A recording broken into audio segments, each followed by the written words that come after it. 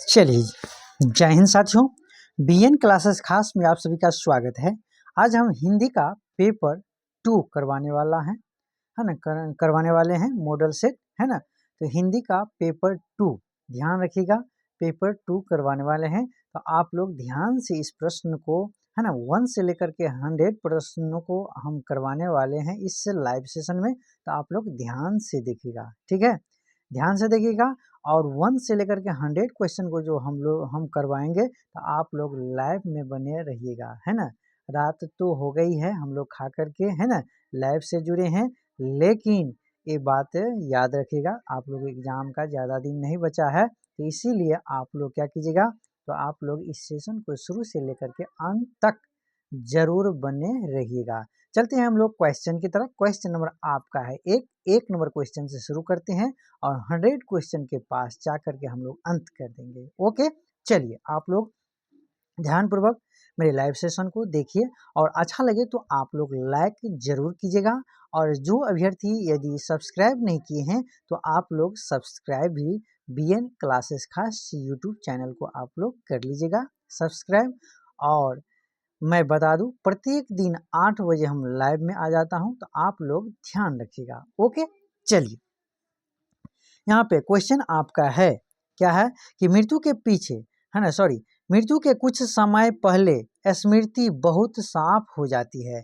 किसी व्यक्ति को जब मरने के समय आ जाता है, तो मरने के कुछ देर पहले इस जिंदगी में जितने भी भूले बिसरी बातें किए हुए रहते हैं, सब उसका क्या हो जाता है, क्लीन हो जाता है, यानी डिलीट हो जाता है। जैसे कोई भी बच्चा माँ के गर्भ से जब पैदा होता है, उस समय में उसका क्या होता है ना, सादा पेपर की तरह उसका माइंड होता है।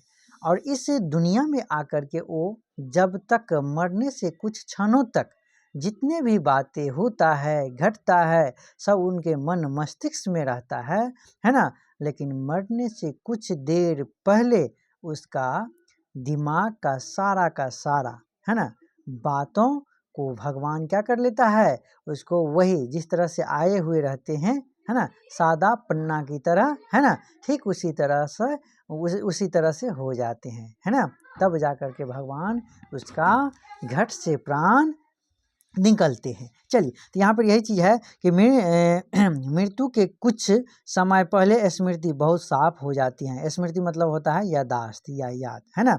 किस पठित पाठ की पंक्ति है ना, तो एक कहानी से ली गई है। तो ये ली गई है कहाँ से, सॉरी, हाँ, उसने कहा था से, है ना, उसने कहा था कहानी से लिया गया है। चलिए, इस कहानी का, है ना, लेखक कौन है, तो चंद्रधर शर्मा गुलेरी जी हैं, है ना, चंद्रधर शर्मा गुलेरी जी हैं। चलिए, भगति विमुख जे धर्म सो सब अधर्म करी गाय। किस पठित पाठ की पंक्ति है, एक बार मैं फिर से बोलता हूँ, भगति विमुख जे धर्म सो सब अधर्म करी गाय।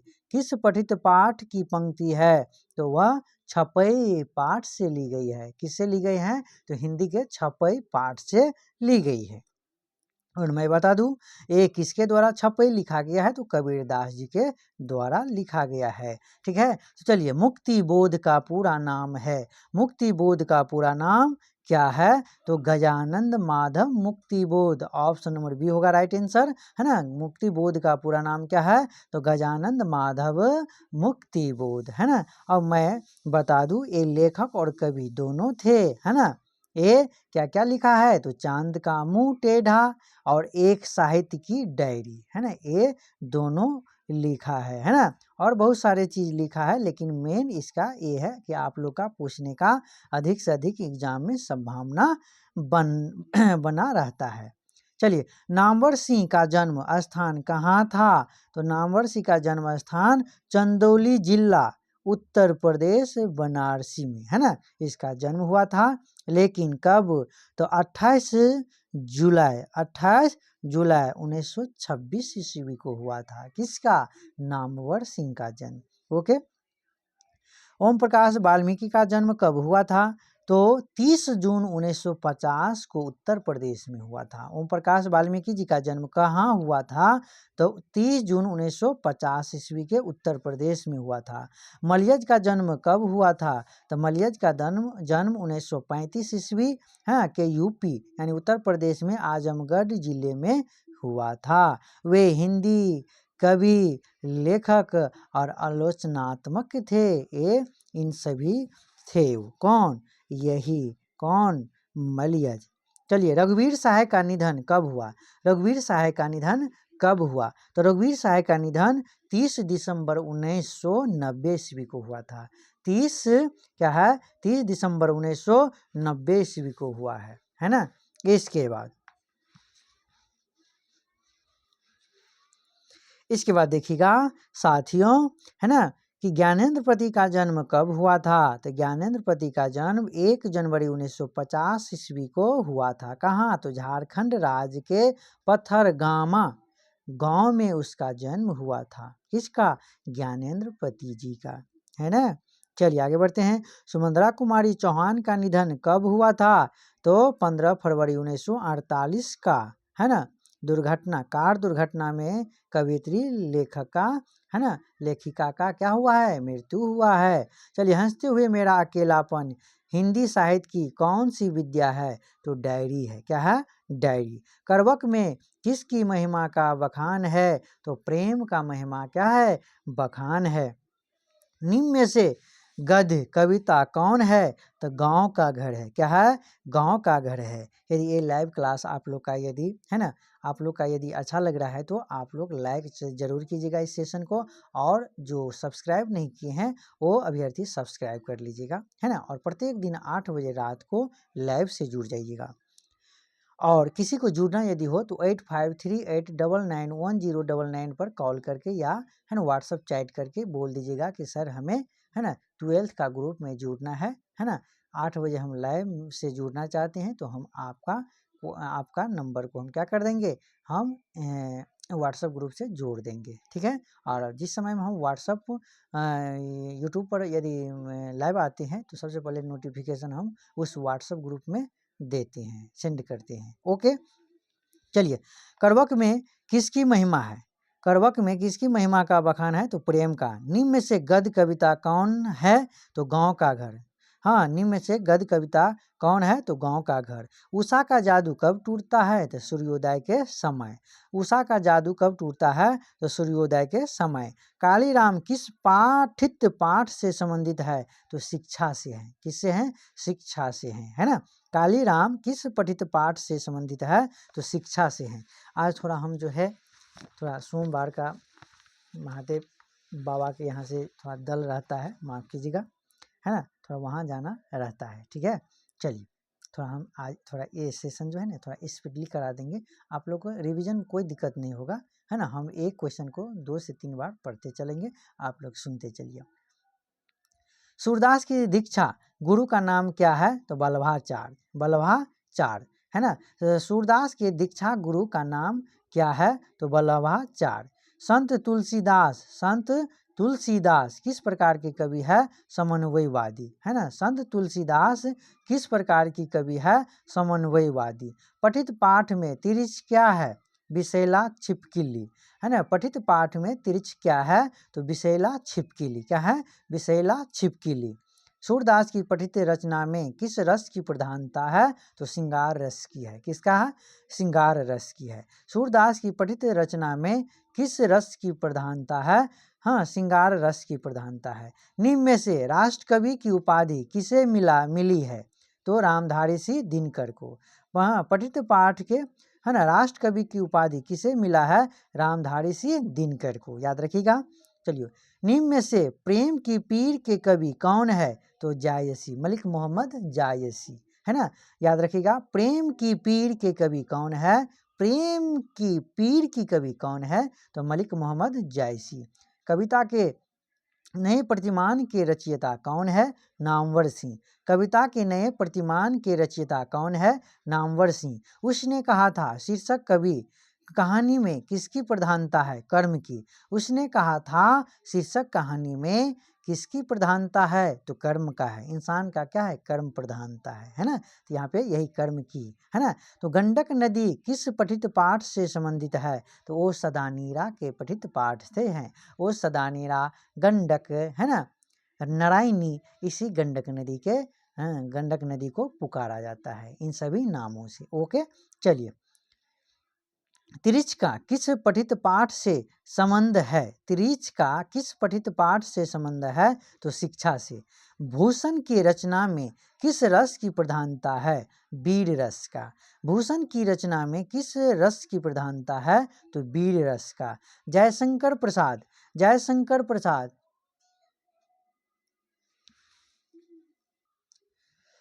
चलिए अगला यहाँ पे है, सूरदास की पठित रचना में किस रस की प्रधानता है? श्रृंगार रस की। निम्न में से राष्ट्र कवि की उपाधि किसे मिली है? तो रामधारी सिंह दिनकर को। राष्ट्रपति की उपाधि है ना, राष्ट्र कवि की उपाधि किसे मिली है? रामधारी सिंह दिनकर को, याद रखिएगा।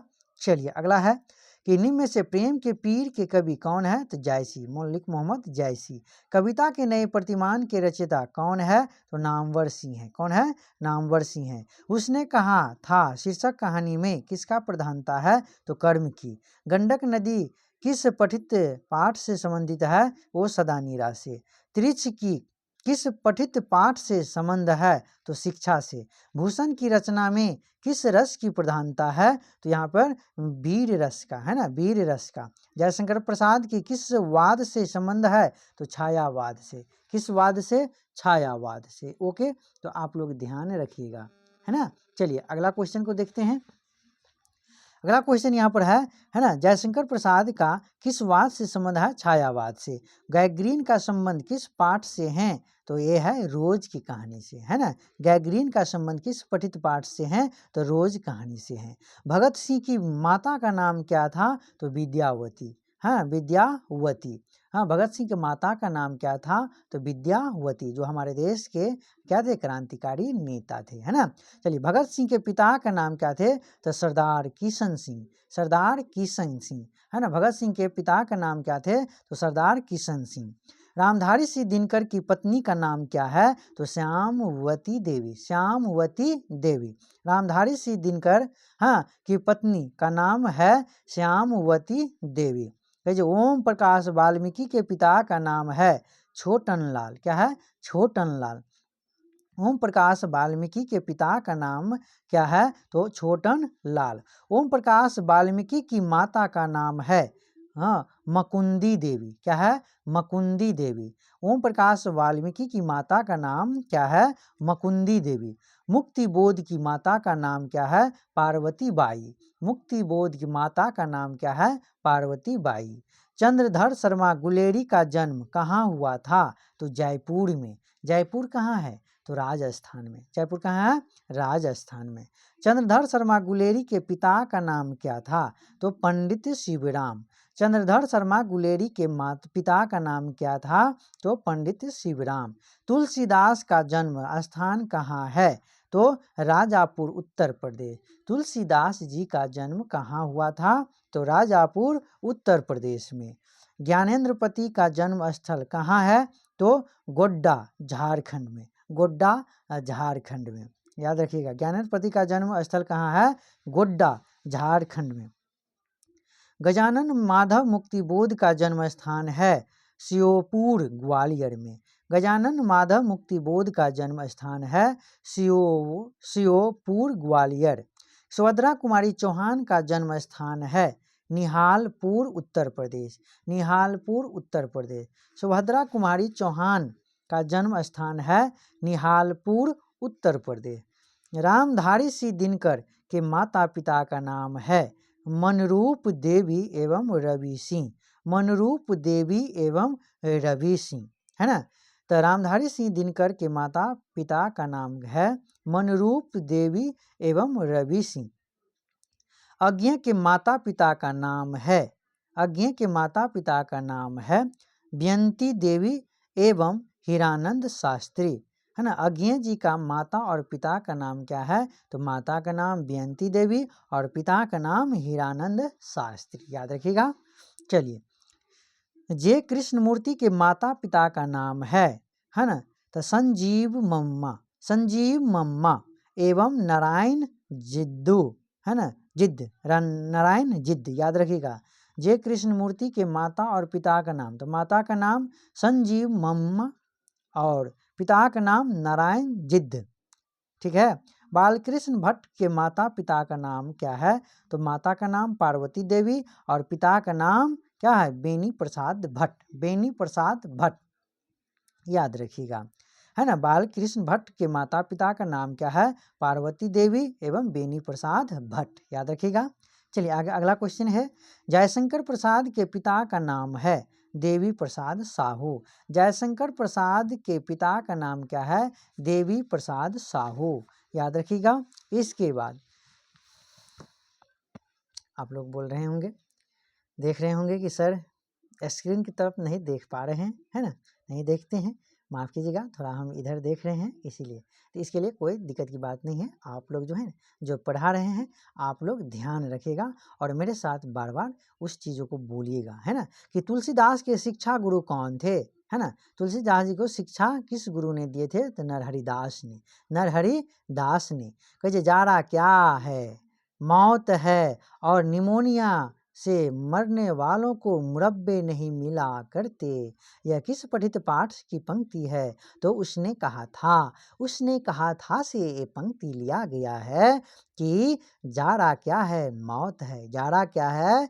मौत है और निमोनिया से मरने वालों को मुरब्बे नहीं मिला करते। सही बात है, निमोनिया जिसको रहते हैं तो उसको मुरब्बा कहाँ से मिलेगा, है ना, चीनी कहाँ से मिलेगा, मीठा कहाँ से मिलेगा? उसको तो तुरंत और सर्दी खांसी हो जाने पर उसका और निमोनिया क्या हो जाएगा? जोर हो जाएगा और उससे उसका मौत भी हो सकता है ना।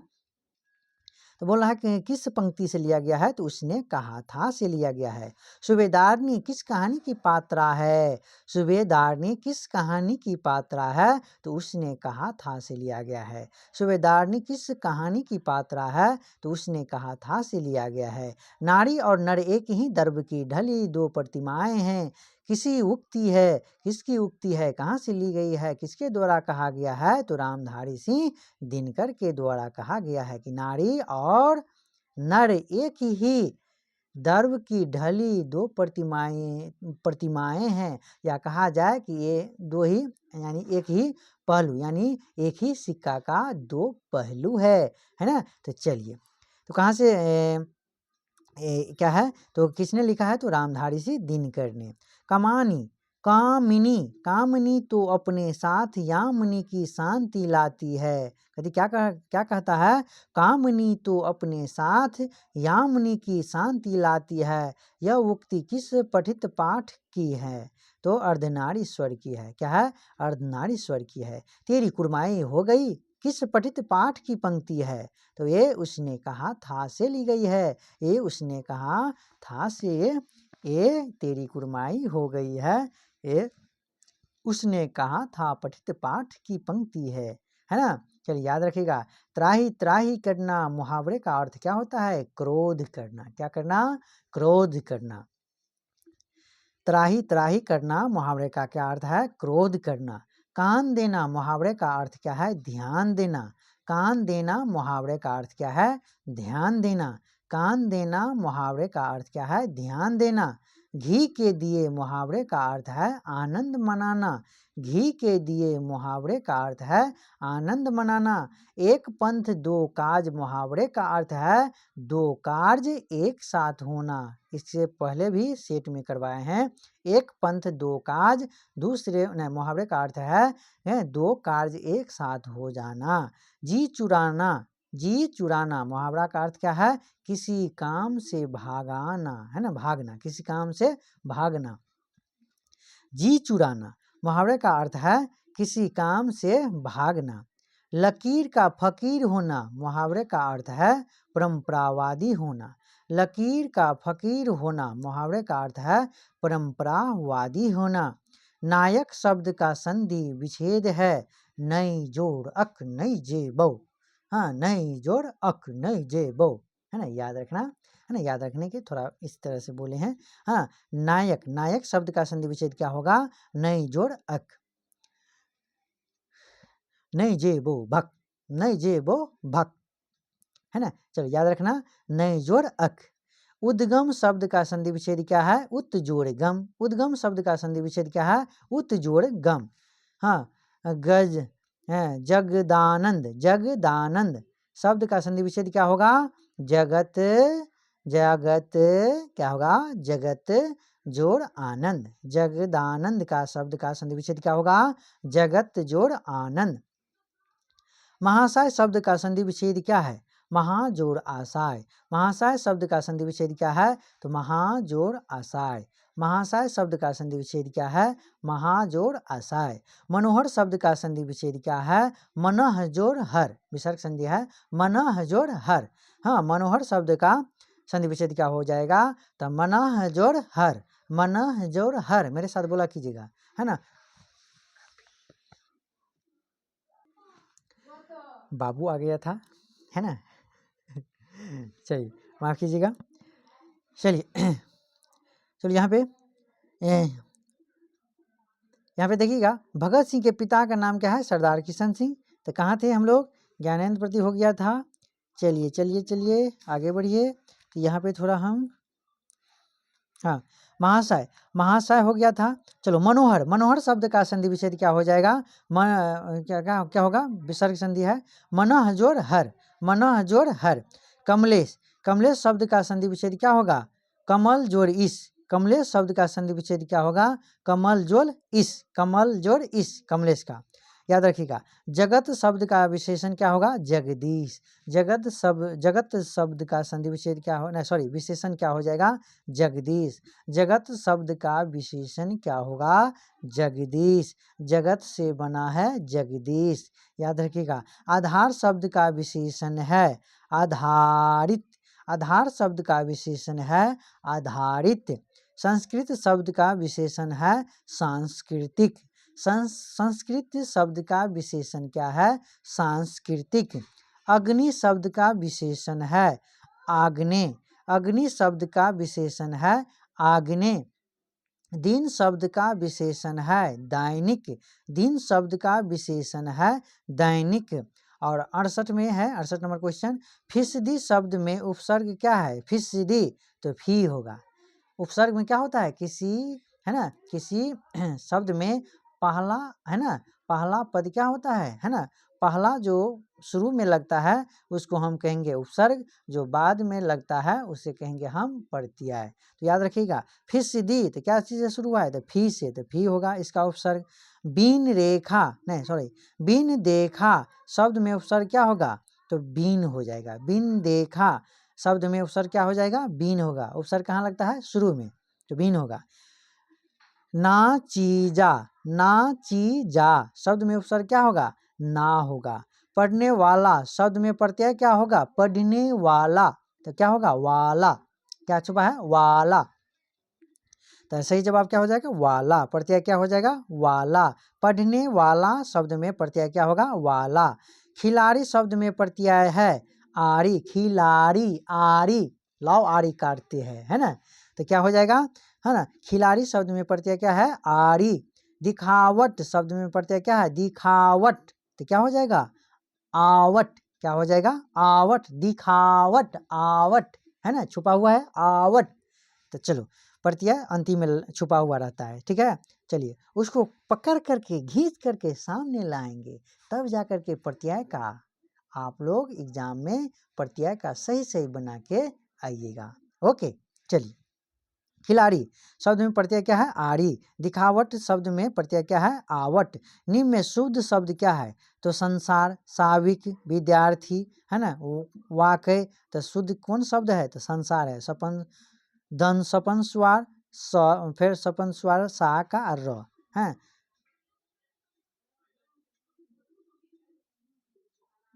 हाँ, दंत सपन स्वार, दंत सा का र, संसार सही लिखा है, बाद बाकी गलत है। चलिए, निम्न में शुद्ध शब्द क्या है, पुरुष, नीलकंठ, औरत, औरत लिखा है, औरत नहीं है। पारक ये सब गलत है, आपका सही क्या लिखा है, पुरुष लिखा है। भूतकाल कितने भेद होते हैं? भूतकाल के 6 भेद होते हैं। भूतकाल के कितने भेद होते हैं? भूतकाल के 6 भेद होते हैं। अलग अलग स्थिति है ना भूतकाल में। चलिए, सभापति शब्द का स्त्रीलिंग रूप क्या है? सभानेत्री। सभापति है ना पुल्लिंग हो गया, इसका स्त्रीलिंग पूछ रहा है तो सभानेत्री हो जाएगा। क्या हो जाएगा? सभानेत्री हो जाएगा। ओके, चलिए इसके बाद ध्यान से आप लोग लाइव क्लास को मेंटेन रखिएगा और शांति बना के रहें, और जहाँ भी है आप लोग वहाँ से लाइक और सब्सक्राइब जरूर कर लीजिएगा। और प्रत्येक दिन याद रखिएगा 8 बजे आप लोग लाइव से जुड़ जाइए, जैसे आज आप लोग जुड़े हुए हैं। नायक शब्द का स्त्रीलिंग रूप है नायिका। नायक शब्द का स्त्रीलिंग रूप क्या है? नायिका। अधिनायक शब्द में उपसर्ग है। अधिनायक शब्द में उपसर्ग क्या है? तो अधि क्या है? अधि। अधिनायक शब्द में क्या होगा? है ना उपसर्ग अधि। चलो, खिलाड़ी नहीं, लिखाई। लिखाई शब्द में प्रत्यय क्या है? आई। आई रे आई होली खेलो होली। होली आने वाला है इसीलिए, है ना, क्या छुपा है? आई। चलो, खिलाई। खिलाई शब्द में प्रत्यय क्या है? आई। खेलो होली खेलो होली। तो ठीक है, उसी तरह से हाँ आप लोग दिक्कत नहीं लीजिएगा। चलिए, तो क्या है?